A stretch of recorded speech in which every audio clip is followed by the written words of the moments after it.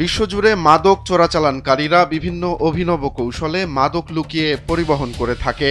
কখনো ফলমূল, কখনো ফুলের চালান, আবার কখনো সবজির ভেতরে মাদক লুকিয়ে পাঠানোর ঘটনা শোনা গেছে।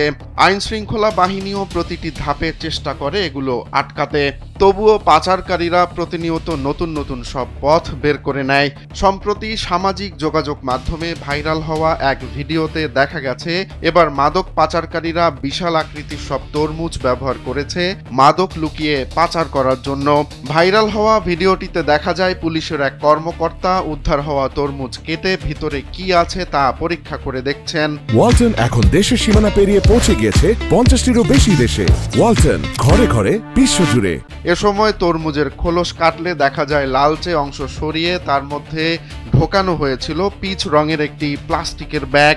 ব্যাগটি খুলতেই বেরিয়ে আসে বিপুল পরিমাণ গাঁজা। পরে দেখা যায় একটি ট্রাক ভর্তি তরমুজ একে একে কেটে ভেতরে একইভাবে লুকিয়ে রাখা হয়েছে গাঁজা। এ সময় ঘটনাস্থল থেকে পুলিশ সন্দেহভাজন দুই চালককে আটক করে।